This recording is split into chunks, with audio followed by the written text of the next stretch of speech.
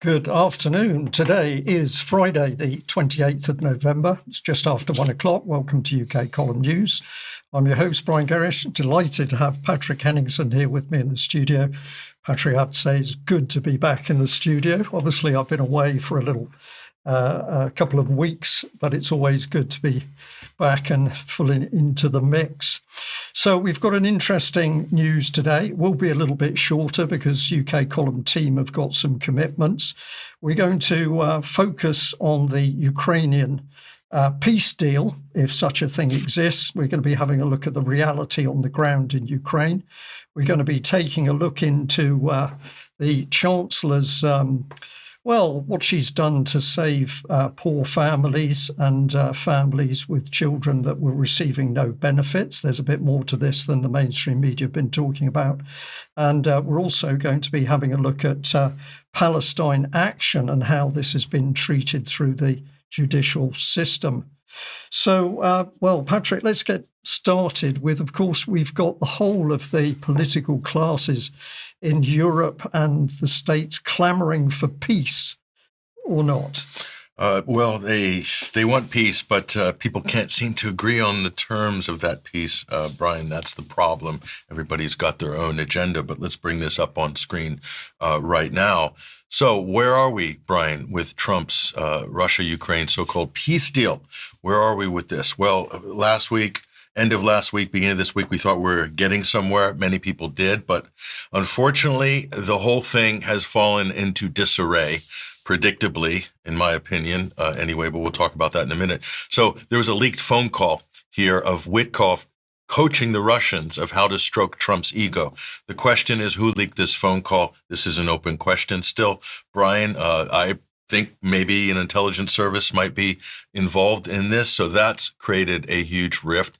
And we find out that, this is a great article by Daniel McAdams at the Ron Paul Institute, Marco Rubio seems to have sabotaged this when he made his trip to Geneva. And as Daniel McAdams says here with regards to neocons, lie down with dogs, you wake up with fleas. Lie down with neocons, you wake up with wars, says Daniel McAdams. So a great statement there.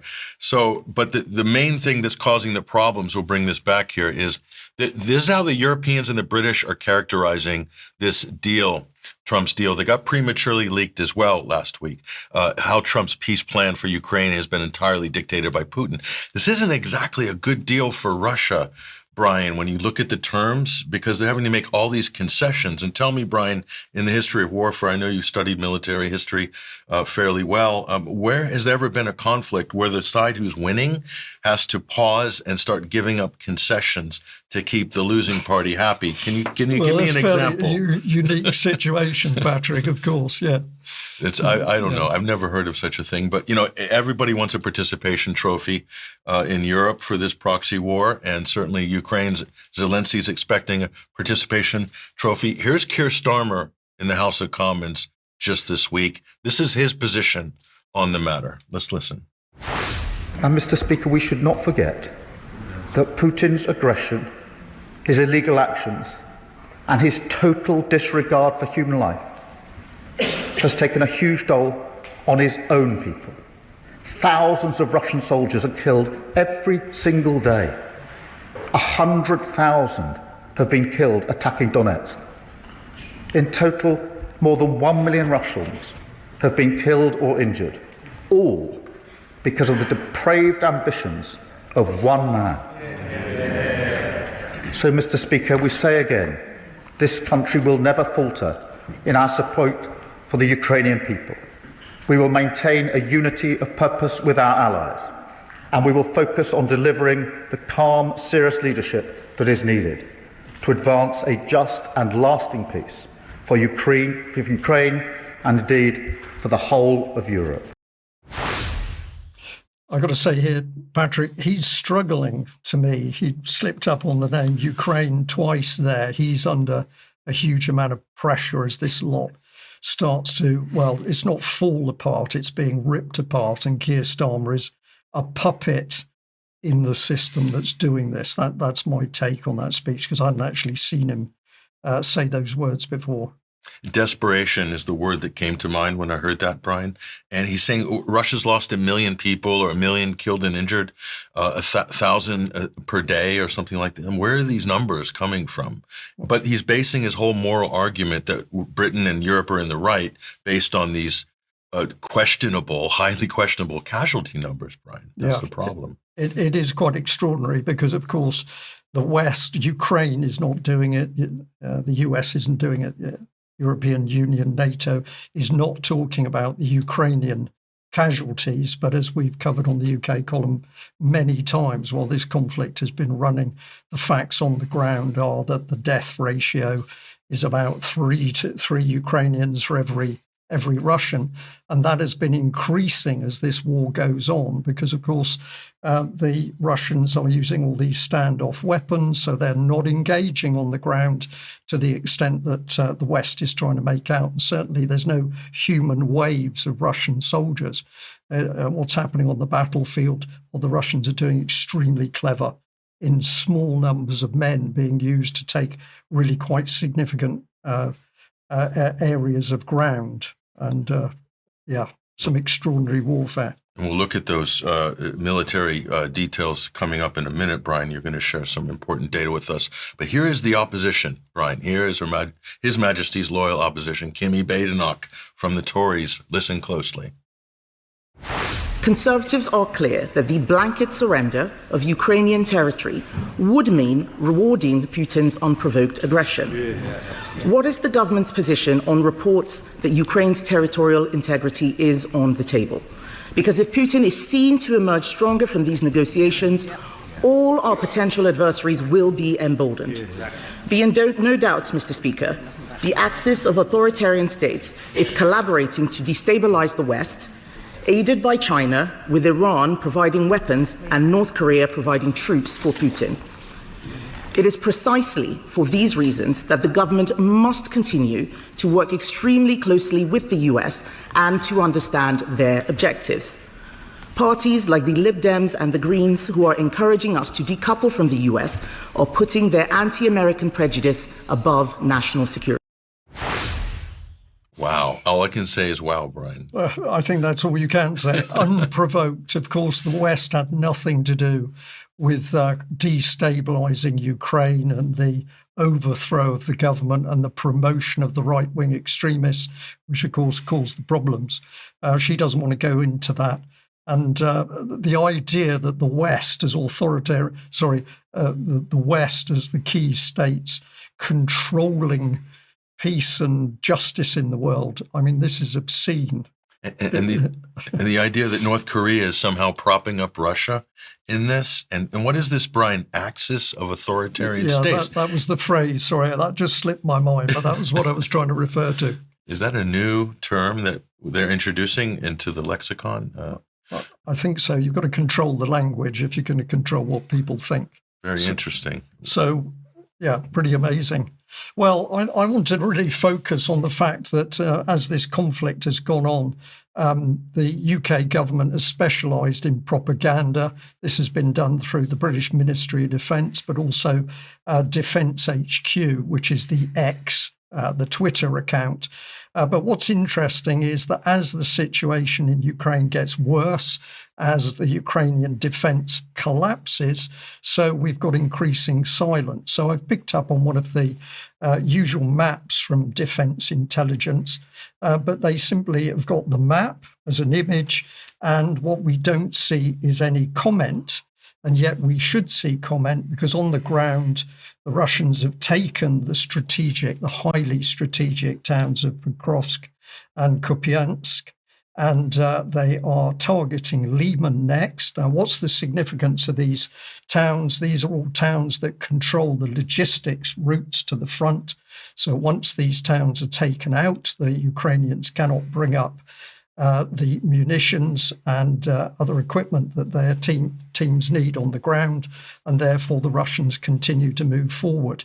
And one of the reasons that the Russians can do this is by their overwhelming superiority in standoff weapons, but we'll have a little look at that in just a moment.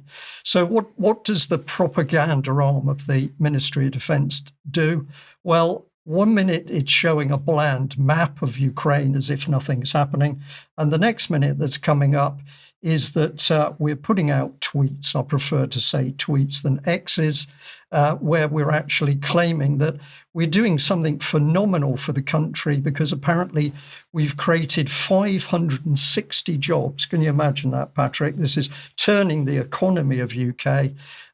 This is another defence project. This one, if I'm correct, is with a laser.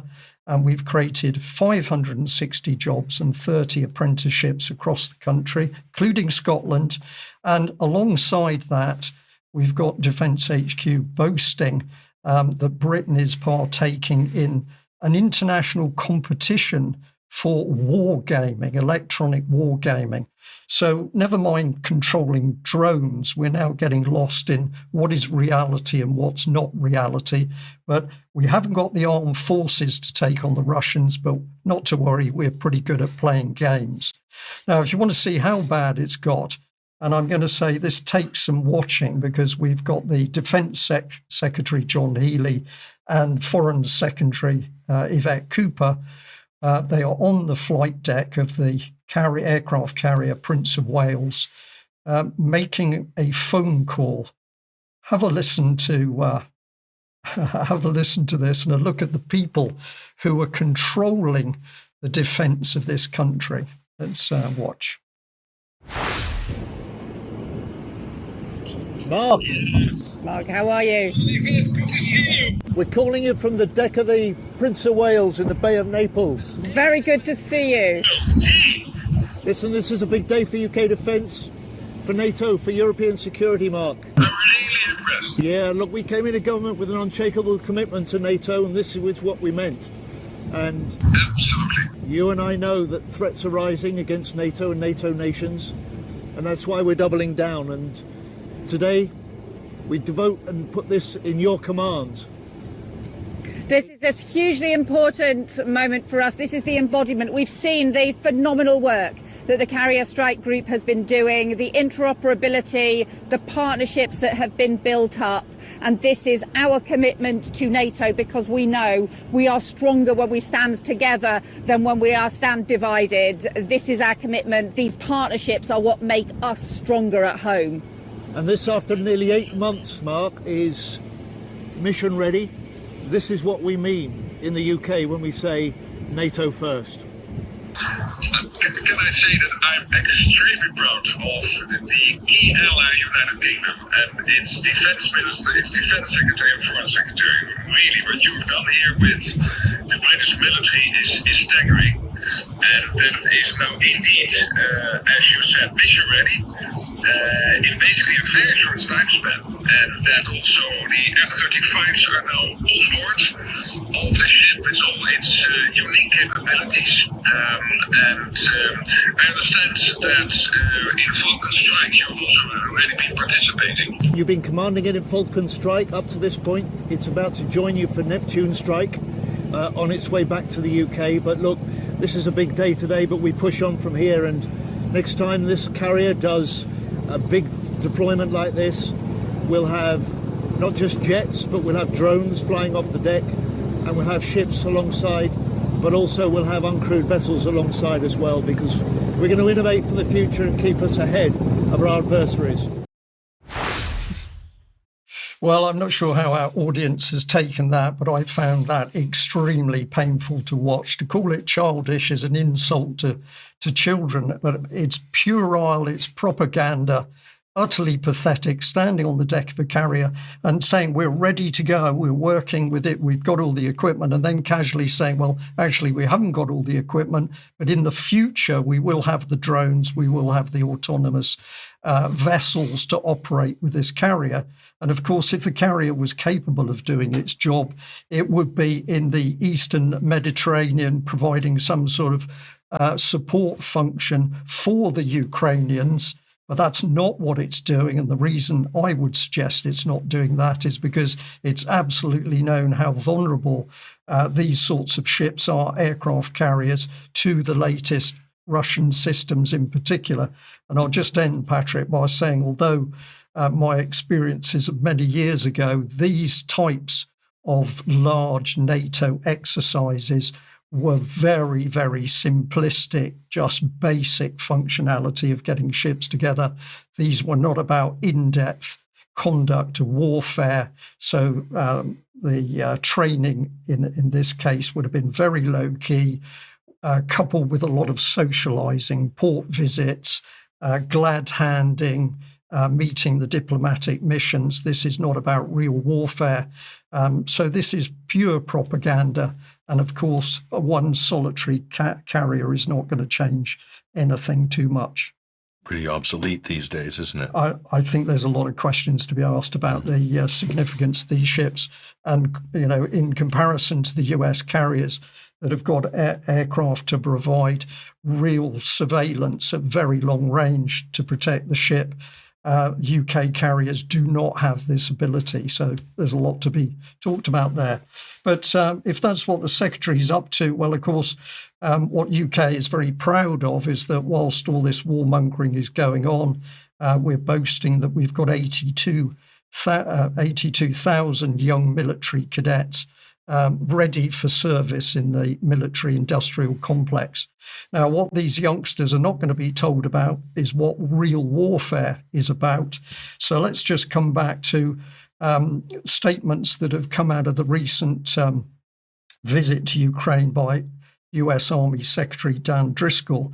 There's been a number of reports on the visit by his party, and he said some pretty amazing and damning things. So let's have a look at some of these reports. Basically, the Ukrainians were told that Ukraine is at a disadvantage right now. The United States and NATO have a limited ability to reverse the battlefield disadvantage that the Ukrainians have. And the current course is, quote, not sustainable. And so they're going to have to be tough concessions. And this is why the Americans, in my opinion, Patrick, are so desperate to get these peace plans in. This is to try and protect the Ukrainians. It's nothing to do with appeasing the Russians. So if that was one report, if we come here over to NBC, and what we've got is US Army Secretary warning Ukraine of imminent defeat while pushing an initial peace plan. But look at this. The Russians are ramping up the scale and pace of their aerial attacks, and they have the ability to, quote, fight on indefinitely, unquote. The situation for Ukraine would only get worse over time, and it would be better to negotiate a peace settlement now rather than end up in an even weaker position in the future. So the Americans here, Patrick, absolutely telling it as it is. So Driscoll's known, I believe, as the baby-face killer. He's Trump's drone expert. But in this case, he's being used to absolutely tell the Ukrainians the reality of what's on the ground. And he's replacing Kellogg, who was a disaster in many people's opinion. Indeed, yeah. So it's good to hear, at least to get these realistic takes on the record. And I think that's really, personally, I think it's positive. Indeed. So just finish this off because there were more hard words said, more bad news.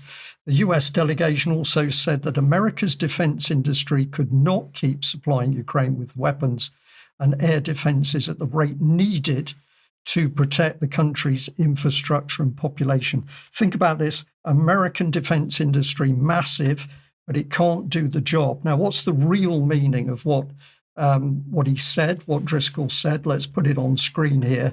What it means is that the Russians are destroying US and NATO equipment on the battlefield faster than the US and NATO can produce it.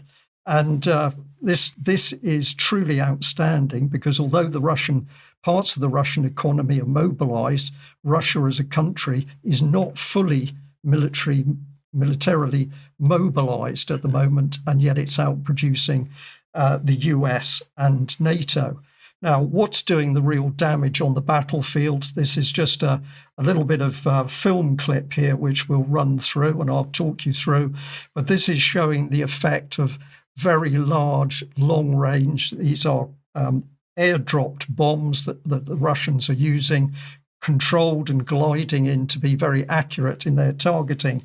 But if we look at some of this video, you can see the size of these weapons being used, 500 kilograms, 1,500 kilograms, 3,000 kilograms, wherever the Ukrainians are concentrating forces, the Russians are simply destroying hundreds of men at one go with equipment.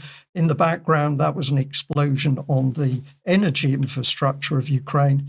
And then, of course, we've got the destruction of bridges and other logistics. Meanwhile, in Pokrovsk, as one example, we've got the surrender of very large numbers of Ukrainians, and essentially across Ukraine at the moment, we've got huge numbers of Ukrainian forces deserting because they realise that the fight is over. They are simply going to die at the front. And meanwhile, we've got a British Prime Minister in the House there saying, well, of course, it's only the Russians that are dying. It's, Patrick, the hypocrisy is horrific. If it's not going to be settled at the negotiation table, Brian, Russia's quite happy to settle it on the battlefield. Here's President Vladimir Putin. We'll bring him up on screen right now. And this is what he has to say, Brian, on this matter here. Either Kiev's leadership lacks the objective reporting about the developments on the front. He's talking about the true state of affairs. Even if they receive such information, they're unable to assess it objectively, like our governments, Brian. Yeah. If Kiev refuses to discuss President Trump's proposals and declines to engage in dialogue, then both they and their European instigators must understand that what happened in Kupiansk will eventually occur in other key areas of the front. And he goes on to conclude here. And overall, this development suits us, suits Russia, as it leads to achieving the goals of the special military operation by force through armed confrontation. And he said, we don't care how long it takes. No, that's what he said. Absolutely. So the people who are ultimately suffering, well, Russians are being killed, this is true, but the people who are ultimately suffering are the Ukrainians who've been utterly betrayed by the West and the likes of Boris Johnson that's made sure that this conflict has not only started but has continued. They're the losers, Ukrainians. The Ukrainians are the losers. So who's the beneficiaries? Well, industrial military complex, the money men who's making the profit on the weapons sales, etc. And Russia will ultimately benefit from no negotiated settlement at this moment, won't they? Indeed. They'll continue their agenda, which is to move forward and secure the Russian-speaking regions, which they want to protect. And to provide a buffer against the eastward expansion of NATO. A lot more to talk about it, Patrick. We should be advising the government, Brian, with some sober advice. Well, we couldn't do worse, I don't think. Let's move on to something a little bit closer to home. And I picked up on the fact that a lot of the mainstream media, the newspapers, making big out of the budget and the fact that, of course, we're helping poorer families. Now, this is what Chancellor Reeves had to say. She said the biggest barrier to equal opportunity is child poverty, and she's abolished the 2-child limit for universal credit and tax credit. And this is going to cost the country a cool £3 billion. So it sounds good. This is all about alleviating child poverty. Huge amounts of money, £3 billion. Small in comparison to what's being given away to Ukraine for arms, etc. But is this story true in the way that the Labour government are trying to sell it? And I'm going to suggest not. Let's have a little look at a BBC clip here interviewing a lady about being on the poverty line and in trouble with regard to child credits. I was in a long-term relationship for 4 years, and my ex-partner didn't want to have the baby, so we split, and he has nothing to do with her. So I find myself on my own affected by benefit cap because I already have 2 children. Because the baby was born after April 2017, I don't actually receive any money for her, which means childcare really is unaffordable for me. So unfortunately, it doesn't look like I'll be returning to work, which I really would like to, because I actually really like my job. On maternity pay, my wages have already gone down. It's a bit of a poverty trap because there's nothing I can do about it. You know, if I can't afford to return to work, I can't avoid being on universal credit and struggling with less money. So it's a bit of a lose-lose situation. Is that the Simpson? People want to work. I want to work. I want to show my children that you work in life to get the things that you want. I don't want to sit at home just receiving money for children. What I would like is the help and the support to be able to provide for them myself. So really, it comes down to childcare. So, Patrick, I'm not sure what you picked up on that, but I found this clip really interesting because it's what's unsaid, which I think is the important thing. The lady's obviously in a difficult position. She got the third child coming, and that's the extra child over the previous cap, which Reeves has now dealt with. But she says very quietly that her partner didn't want to have the baby. What did that mean? Did that mean that her partner knew if they'd already got two children, possibly that's by another man, that third child was a child that they actually couldn't afford? The BBC doesn't ask that very delicate but significant question. And then she calmly says to the camera, well, I want to work, but what I need is support so that I can work in the way I want to. So in order to work, I need this support. And I need this support because I have three children, to which I say, looking straight at the audience, well, where did these children come from? And I just feel there's quite a lot of questions to ask here, because at the end of the day, this is not a small problem that's going on. It's a multi-billion-pound problem. But the government doesn't want to talk about why this is happening. Now, interestingly enough, if you try and dig into the statistics, it was only recently, earlier in this summer, I think it was June, that the government decided it was going to release figures about some of these very needy families. But one of the sources that I found had got a good overview of what was happening was an organisation called End Poverty. I'm going to take them at face value. So here is a statement from their website: the two-child limit, understanding the data from the Department for Work and Pensions. And why are they saying that? Because as they point out here, the data on the number of children impacted by the two-child limit in each Westminster constituency, alongside the data for work and pensions data, was released in the summer of 2025. What they're getting at is, up until the summer of this year, there was no clear data on how many of these families there were and what benefits the parents or the mothers, fathers were on. It was all very clouded, but you had significant numbers of children, over 450,000 children, caught up in what the government described as a poverty trap. Now, difficult to read on that page. If we just pop that one back up on screen, there's a statement by Rosie, a mother to three children. Interesting, another three children. She says the youngest was born in May 2017, so we were the first family to be hit with a two-child limit. I had to put my 3-month-old son into childcare so I could go and wash pots. What she's describing is exactly the poverty trap that the BBC lady, which we've just seen on screen, was talking about. Now, if we get into numbers, this is part of the statistics. I've simply downloaded one page so that viewers can see it, but we've got constituencies, and then we've got the number of children in each constituency affected. So at the top, it's quite big numbers, nearly 11,000, whereas we come down to, we'll say, some of the wealthier constituencies, we're down to 4,580 children, and that gives an overall total there of about 450,000, although the Financial Times says 470,000. So there's huge uncertainty about the number of children, the circumstances of the parents, and how much money's changing hands.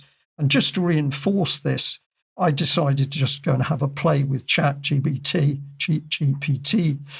to see what it had to say. And the first thing it tells you is how difficult it is to penetrate the statistics. And if I give the second one here, it eventually comes up with an estimate. And it says that roughly 1.2 to 1.4 million single mother households in the UK are likely receiving income-related benefits.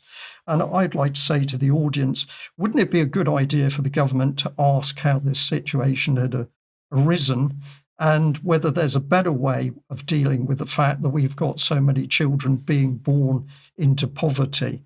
So there's some real questions there. We'll deal a bit more on this in extra time. But fascinating that the real statistics and questions don't come out in what the Chancellor said. The thing that strikes me, Brian, just briefly before we go to ads, the 2-child limit sounds a lot like another country that used to have a child limit.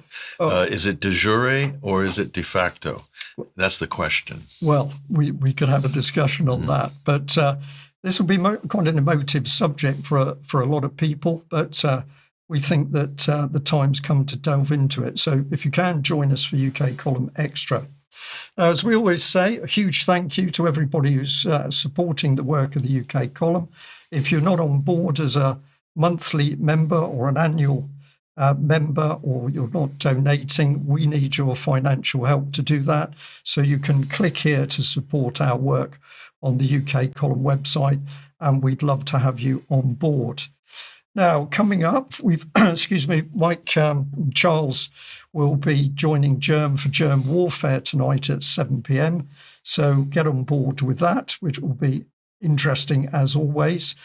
We've also got coming up at 9 p.m. Silk and Steel podcast. This is decoding the Z Trump call and asking if that's a new chapter for the US and China. And of course, these sorts of dialogues are exceptionally important against the backdrop of simply that Russia and China are ganging up to destroy the West. That's what we're told, but is that true? And this discussion, I think, will help us with some wider understanding. Also like to point out that in Stroud in Gloucester, coming up on Saturday, the 29th of November, excellent talks, Dr. Mike Yeadon, Ben Rubin and Sandy Adams from the UK Column. Dr. Mike Yeadon's going to be having a look at viruses and immunisation and some of the lessons that have been learned, certainly over recent years, and some of the questions. Ben Rubin is going to be covering economic corruption and looking at the global system to the front lines of daily life in the UK. And Sandy Adams is going to be delving deeper into AI and why we should be concerned about it. But I think that's going to be a really excellent event. Now, Patrick, the other subject we said we'd cover in the news today was Palestine Action. And I think you've got some really interesting and troubling material here about what's happening around this event. If people are thinking, oh, this is just to do with Palestine, don't really need to pay attention, you need to pay attention because this is to do with justice and freedoms in a way that probably we've never seen before, I think. And the future of jury trials, the viability of jury trials in the UK. So here we'll bring this up on screen. Now we have the judicial review this week, Brian, on the issue of Palestine Action being proscribed as a terrorist organization here. So there's been a disturbing update on this earlier in the week, and this is the main focus of what we're going to talk about here. And we're going to have a guest on in a moment. Basil Valentine going to join us shortly. But this is the disturbing update here, Brian. A review judge has been pulled from the bench from the Palestine Action hearing in the last hour. And according to Jonathan Cook and others here, this is a patent stitch-up. What are we looking at? Well, the High Court judge who granted the legal challenge originally to the government's decision to proscribe Palestine Action as a terrorist organization. For the first time in British history, a civil disobedience organization has been declared a terrorist group, one now treated as on par with Al-Qaeda. That judge, Brian, has been removed at the last minute. And so the judicial review hearing was due to start on Wednesday without Justice Martin Chamberlain. He was replaced with a panel of three new judges. And here we're going to bring on, we'll show this right now. Matt Kennard's talking about the connections of the new judge. But before we get into this, I want to bring on Basil Valentine here. He is a political commentator who's joined us previously on this very subject on the UK Column. Basil Valentine, welcome to the UK Column News. Good afternoon, gentlemen. Great to be with you. It's great to be with you as well, Basil. Tell us what you know about the current state this week for the judicial review. This is a very important precedent potentially for everybody, as we said earlier. And what do we need to know about what's happening so far this week, Basil? Well, it started yesterday. That was the first day of submissions by barristers representing both Palestine Action and also, of course, the government. But as you pointed out, there was a last-minute switcheroo, Patrick, and Mr. Justice Chamberlain was removed from the bench. He had previously been slated to hear the judicial review and decide on it on his own, and his findings were due to be reported before Christmas. At the last minute, he was removed and replaced by a panel of three. Sir Jonathan Swift is one of those now sitting in judgment. He has previously been the government's own lawyer. He acted as a barrister on behalf of the government, on behalf of the Departments of Defence, the Home Office and the Foreign Office, amongst others. That was before he was elevated to the judiciary. Judge Karen Steen is another one. She ruled earlier in the summer that the export of parts of the F-35 jets manufactured in Britain, their export to Israel was in fact legal, following a challenge, in spite of the fact that they may be used to commit war crimes and other crimes against humanity. And then the third member of the panel is Judge Victoria Sharp. Now, her twin brother, Richard Sharp, is the former chairman of the BBC, who was forced to resign, if you remember, after it was revealed that he organised an £800,000 loan for Boris Johnson. And he was, well, I mean, he's known to be pro-Israel. He's linked to Trevor Chin, who's donated to both Labour and Conservative Friends of Israel, is a senior figure in the Israel lobby group BICOM, which Palestine Action has targeted in the past. He also provided £50,000 towards Keir Starmer's campaign to become Labour leader in 2020.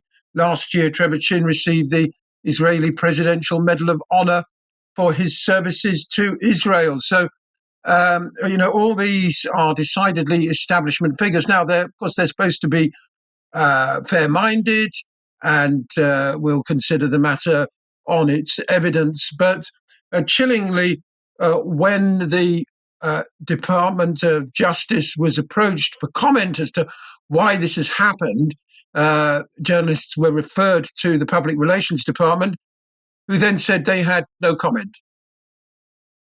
That's extraordinary on itself. And also I want to point out that Justice Jonathan Swift, again, denied Julian Assange his extradition appeal. So he has an interesting pedigree, these new judges. But let's take a look. We'll bring this back up on screen here. And a hat tip to Matt Kennard, fantastic British journalist who outlined a lot of these details. But just to review, Brian, let's look at how this unfolded here. The original judge, there he is. That is Sir Martin Chamberlain. And he, at the last minute, has been replaced. By the way, here in July, he granted Huda Amouri, founder of Palestine Action, permission to take the government to judicial review over the proscription of Palestine Action. And then Chamberlain was previously pulled on the same legal challenge of the UK's sale of F-35 parts to Israel. Coincidence or not? I don't think so. And so here are the new judges. Let's take a look. Dame Victoria Sharp, Sir Jonathan Swift, and Justice Karen Stein. And let's take a look at the connections specifically between Victoria Sharp and the interested parties here. Let's take a closer look at that. And again, this is her twin brother, as Basil said, Richard Sharp, former BBC chairman there, and his connection to this gentleman, Sir Trevor Chin. And appointed Trevor Chin, Sharp appointed Trevor Chin as director of 1 Million Mentors. This is a NGO. On July 10th, a week after Palestine Action was proscribed as a terrorist group. Interesting. And then, as Basil said, Chin donated to Labour and Conservative Friends of Israel and is a senior figure in the Israeli lobby group BICOM, which Palestine Action has been targeted by here. And he also provided $50,000 towards Keir Starmer's campaign to become Labour leader. And last year, he received the Israeli Presidential Medal of Honor for his services to the state of Israel. So the connections, Brian, do indicate a conflict of interest more than potential bias here. I think that should be something for people to be concerned about. You'd think the press would be all over this, but yet we haven't seen anything. Yeah, well, the points are absolutely right. Conflict of interest, a lot of questions to be asked, and we need to ask those questions. If the press and media are not going to do it, UK Column's going to do it. But have we got a justice system if people can simply be pulled off, put on panels or pulled off in order to presumably get the government's outcome? And is the government's outcome even determined by the government or by other lobbyists connected? This is a pretty vile system going on here. One question that came to me as Basil was talking and you've been talking, Patrick, is who actually made the decision to pull the judge and replace it with a panel of three? Because that would take you even further into this little interesting network. Yeah, and it goes deeper than that. I will say, Brian, that I just found out before the program that co-founder of Million Mentors, Rushanara Ali, who is the Labor Minister for Homelessness and Democracy, she also voted to prescribe Palestine Action as a terrorist group. Yeah, so you say that for homelessness and democracy. Undersecretary for Homelessness. So as long as it's the right sort of democracy. I mean, so the more of these ties, more of these conflicts of interest, and tied to the Israeli lobby effectively, and said so again, it's just going to affect everybody. They're using the Palestine Action as a beta test for mass indictments without juries, basically. And they've already done that previously, reported on this program how that's happening. So this does affect everybody, Brian, everybody in the country and their children's futures in terms of due process. It's all baked into this story here. But and I want to get Basil's comment on this here. We'll bring this up on screen. Keir Starmer, and this is from October, but this is now coming into play now this month. Starmer orders mandatory anti-Semitism training for all NHS staff, all 2 million NHS staff. How much is that going to cost? And the reason is, here is the impetus for this.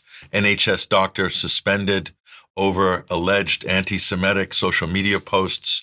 And Basil Valentine, I want to bring you back. So Dr. Rame Aladwan, she has been targeted. She's now suspended as of this week. And then now you have this anti-Semitism training coming in for the NHS. Shouldn't that money be spent on healthcare, Basil? Go ahead. Well, it's absolutely unprecedented stuff, really. The government's own website, published, as you said, last month, says, following recent incidents, and I'm quoting directly, of anti-Semitism from doctors. But of course, it doesn't specify exactly what these incidents of anti-Semitism from doctors are. I can tell you what they are. It's any display of solidarity with the people of Palestine while they're being genocided. You know, it could be something as innocuous as a watermelon badge or something like that. And there's going to be a complete moratorium on that. All NHS staff are going to be completely forbidden from displaying anything that might identify them with support for the slaughtered of Palestine. And they're instituting this so-called anti-Semitism training and, of course, seeking to force NHS England across the board to accept the widely discredited IHRA definition of anti-Semitism, which includes, amongst other things, singling out Israel for criticism. Well, the ICC and the ICJ have singled out Israel on genocide charges. And, of course, this will directly cut across Professor Miller's case, because if Professor Miller wins his case in the employment tribunal that anti-Zionist beliefs are worthy of respect in a democracy, as indeed they are, then it's going to be very difficult for the government to force the IHRA definition, which of course equates anti-Semitism with anti-Zionism, more broadly. just this week, there was an anti-Zionist Jewish protest outside a synagogue, exclusively Jewish protest outside a synagogue in London. But the government, authorities, media, to a very large extent, largely refused to recognize the very existence of Jewish anti-Zionists. It's, creates a cognitive dissonance. Well, actually, I think it's very deliberate. It's just decided to ignore them and lump all Jewish people in with Zionism, which is itself anti-Semitic. That's the irony. But before I go, I just want to add quickly about another aspect of the Palestine Action case, which is, doubles down on the scariness of it, really. And that's that at some point in the trial, this was announced yesterday, Huda Amori for Palestine Action, and indeed her entire legal team, will be asked to leave the court under what's called a closed material procedure. And the government barristers will then present evidence to the judges, which Palestine Action and its legal team are not permitted to hear. A special advocate, a security cleared barrister, will represent Palestine Action's interests in their absence, but will not be allowed to tell Huda Amori or her legal team subsequently what the evidence was against them that was presented during that closed material procedure. Now, the term Kafkaesque is widely overused, but we could end up in a situation where people are in prison and they have no idea what the evidence presented against them is. Yeah. Treated as terrorists. This is unbelievably serious, and people in this country really got to grip this, because, of course, this is going to have huge mission creep the moment they can install this type of control over the legal system, and the fact that we now have a special group of people, Zionists, we're going to say, because we're talking about the state of Israel as opposed to Jewish people. If you can't criticize them in the first instance, that is going to spread. And as you've already pointed out, if you've then got interests amongst this very group of people in the networks formulating this policy, this is very, very dangerous. The other man that probably we should mention is Lord Leveson, who recently has been used by the government as as the lead of an independent review into removing jury trials. That's effectively what he's been doing. And so that's another layer which fits into your concerns there, Basil. What can we ask you? What do you think the public should be doing now in order to push back about this? What would you like to see people saying and doing to bring this to light? Well, a further 140 people were arrested outside the Royal Courts of Justice yesterday for the sin of holding up the signs which we all know profess support for Palestine Action and opposition to genocide. I don't know what more the general public can do. I mean, perhaps a very large demonstration outside the Royal Courts of Justice. I mean, as we know, governments don't really pay much attention, however many thousand people there are on the streets. I don't know if Palestine Action lose this, whether they will then take it to the appeal court and then ultimately possibly to the Supreme Court.